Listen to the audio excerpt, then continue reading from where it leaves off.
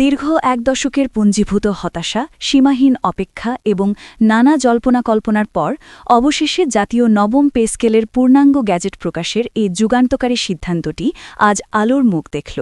প্রিয় সরকারি চাকুরিজীবী ভাই ও বোনেরা, আজকের সকালের আপডেট নিউজে আপনাদের স্বাগতম। যারা আমাদের চ্যানেলে নতুন তারা এখনই চ্যানেলটি সাবস্ক্রাইব করুন, আর হ্যাঁ, অবশ্যই কমেন্ট করে জানাবেন আপনারা কে কোন জেলা থেকে আমাদের ভিডিওটি দেখছেন।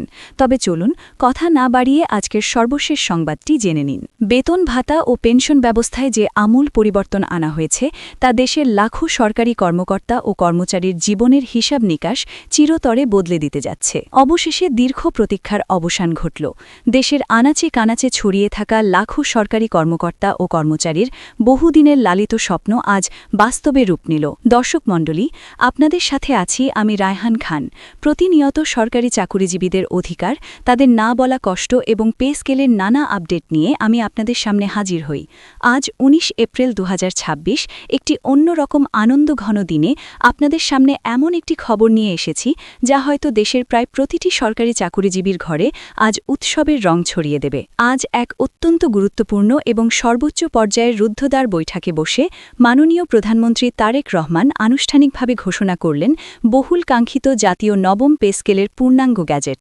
এই ঐতিহাসিক ঘোষণার মধ্য দিয়ে দেশের জনপ্রশাসন এবং সরকারি চাকুরিজীবীদের জীবনে সূচিত হল এক সম্পূর্ণ নতুন এবং সম্ভাবনাময় অধ্যায়। আজকের এই বিশেষ এবং উচ্চ পর্যায়ের বৈঠকে দেশের বর্তমান সামষ্টিক অর্থনৈতিক অবস্থা, লাগামহীন মূল্যস্ফীতি, সাধারণ মানুষের জীবনযাত্রার চরম ব্যয় বৃদ্ধি এবং বিশেষ করে নির্দিষ্ট আয়ের সরকারি কর্মচারীদের প্রতিদিনকার আর্থিক চ্যালেঞ্জগুলো নিয়ে অত্যন্ত গভীরভাবে ও মানবিক দৃষ্টিকোণ থেকে আলোচনা করা হয়।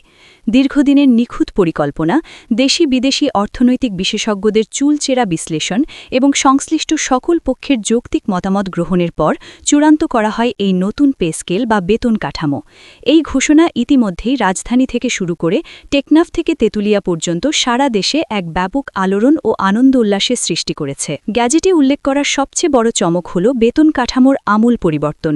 নতুন এই পে স্কেলে সর্বনিম্ন মূল বেতন নির্ধারণ করা হয়েছে ৩০,০০০ টাকা এবং সর্বোচ্চ মূল বেতন নির্ধারণ করা হয়েছে ১,৪০,০০০ টাকা।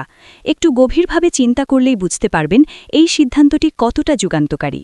২০১৫ সালের সর্বশেষ অষ্টম পে স্কেলে নিম্ন গ্রেডের কর্মচারীরা যে বেতন পেতেন, বর্তমান বাজারের ঊর্ধ্বমুখী দ্রব্যমূল্যের যুগে তা দিয়ে ১৫ দিন চলাই তাদের জন্য প্রায় অসম্ভব হয়ে দাঁড়িয়েছিল। এখন সর্বনিম্ন বেতন ৩০,০০০ টাকা হওয়ার ফলে একজন ২০তম গ্রেডের কর্মচারীও তার পরিবার নিয়ে সমাজে মাথা উঁচু করে অত্যন্ত সম্মানজনক একটি জীবনযাপন করতে পারবেন। এর ফলে নিম্ন গ্রেড থেকে শুরু করে সর্বোচ্চ স্তরের উচ্চ গ্রেড পর্যন্ত সকল স্তরের কর্মকর্তা ও কর্মচারীদের জন্য একটি সুষম, বাস্তবসম্মত ও যুগোপযোগী বেতন কাঠামো নিশ্চিত করা হয়েছে। দীর্ঘদিনের বিশাল ও অমানবিক বৈষম্য সমূলে দূর করে এটি একটি সম্পূর্ণ ন্যায্য ও আদর্শ বেতন কাঠামো হিসেবে আজ প্রতিষ্ঠিত হয়েছে। শুধু মূল বেতন বৃদ্ধি নয়, ভবিষ্যৎ আর্থিক নিরাপত্তার দিকটিও অত্যন্ত সুচারুভাবে বিবেচনা করা হয়েছে এই নতুন গ্যাজেটে। সরকারি কর্মচারীদের বার্ষিক ইনক্রিমেন্ট বা বেতন বৃদ্ধির হার নির্ধারণ করা হয়েছে ৬%, যা প্রতি বছর অত্যন্ত নিয়মিতভাবে এবং স্বয়ংক্রিয়ভাবে কার্যকর হবে। এর ফলে বাজার ব্যবস্থার সাথে তাল মিলিয়ে কর্মচারীদের আয় প্রতি বছর ধাপে ধাপে বৃদ্ধি পাবে। এই ৬% চক্রবৃদ্ধি হারে ইনক্রিমেন্ট যুক্ত হওয়ার ফলে তারা তাদের সন্তানের উচ্চ শিক্ষা, পরিবারের চিকিৎসা এবং নিজেদের ভবিষ্যৎ পরিকল্পনা করতে আরও অনেক বেশি স্থিতিশীলতা ও আত্মবিশ্বাস অর্জন করবেন। এটি মূলত কর্মচারীদের জন্য একটি দীর্ঘমেয়াদী আর্থিক নিরাপত্তার এক বিশাল দিগন্ত উন্মোচন করেছে। বয়সকালে যখন মানুষের সবচেয়ে বেশি অর্থের প্রয়োজন হয়, ঠিক সেই অবসরের সময়টাকে দুশ্চিন্তামুক্ত রাখতে পেনশন ব্যবস্থায় আনা হয়েছে এক অভাবনীয় ও যুগান্তকারী পরিবর্তন। একজন সরকারি কর্মচারী তার জীবনের সোনালী সময়গুলো রাষ্ট্রের সেবায় ব্যয় করার পর জীবনের শেষ পর্যায়ে এসে যেন কারো গলগ্রহ না হন, সেই বিষয়টি মাথায় রেখে নতুন গ্যাজেট অনুযায়ী পেনশন ভাতা ৮০% কার্যকর করা হয়েছে। এর ফলে যারা চাকরি থেকে অবসরে যাবেন বা গিয়েছেন, সেই সকল অবসরপ্রাপ্ত সরকারি কর্মকর্তা ও কর্মচারীরা আর্থিকভাবে আগের চেয়ে অনেক বেশি নিরাপত্তা পাবেন।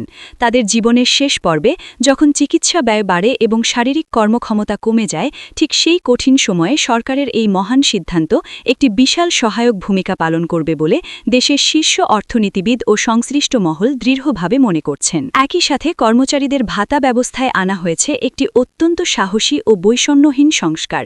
বিগত দিনগুলোতে বিভিন্ন গ্রেড বা পদমর্যাদা অনুযায়ী ভাতা প্রদানে ব্যাপক তারতম্য এবং জটিল হিসাব নিকাশ ছিল, যা নিয়ে কর্মচারীদের মাঝে এক ধরনের চাপা ক্ষোভ বিরাজ করত। নতুন প্রকাশিত গ্যাজেটে স্পষ্টভাবে বলা হয়েছে, সকল ধরনের ভাতা যেমন বাড়ি ভাড়া, চিকিৎসা, যাতায়াত ইত্যাদি বিষয়গুলোকে একটি কাঠামোর আওতায় এনে একভাবে ৫,০০০ টাকা করে নির্ধারণ করা হয়েছে। এতে করে পূর্বের সমস্ত আমলাতান্ত্রিক জটিলতা একেবারে দূর হবে, বেতন প্রদানের স্বচ্ছতা বহুগুণে বাড়বে এবং একেবারে মাঠ পর্যায় থেকে শুরু করে সচিবালয় পর্যন্ত সকল পর্যায়ের কর্মচারীরা সমানভাবে এই আর্থিক সুবিধা ভোগ করতে পারবেন। দেশের প্রখ্যাত অর্থনীতিবিদ, সমাজবিজ্ঞানী ও সরকারের শীর্ষ নীতি নির্ধারকদের মতে এই নতুন ও যুগোপযোগী পে স্কেল দেশের পুরো প্রশাসনিক ব্যবস্থাকে ভেতর থেকে আরও অনেক বেশি শক্তিশালী ও গতিশীল করবে। যখন একজন কর্মচারী জানবেন যে মাস শেষে তিনি তার শ্রমের ঘামের ন্যায্য মূল্য পাচ্ছেন এবং তার পরিবারের মৌলিক চাহিদাগুলো মেটানোর জন্য তাকে আর অন্যের কাছে হাত পাততে হবে না, তখন স্বাভাবিকভাবেই তাদের কর্মোদ্যম জাদুকরীভাবে বেড়ে যাবে।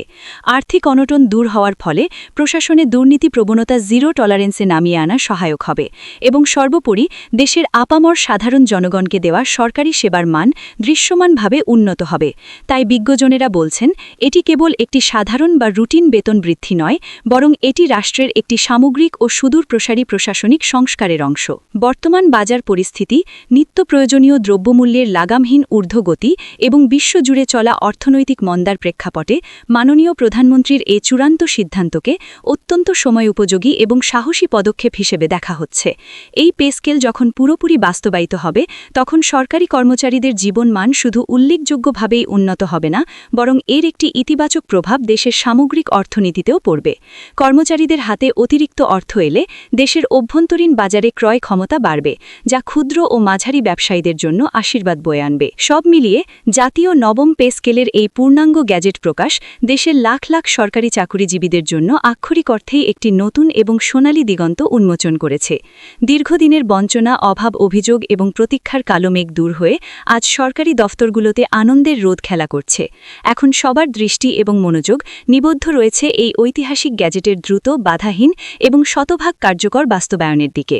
আমলাতান্ত্রিক কোনো জটিলতা না থাকলে এই বিশাল সিদ্ধান্ত যেন দ্রুততম সময়ের মধ্যে প্রতিটি দফতরে পৌঁছে যায় এবং লাখো পরিবারের মুখে স্বস্তির হাসি ফোটায়, সেটাই এখন সবার একমাত্র প্রত্যাশা।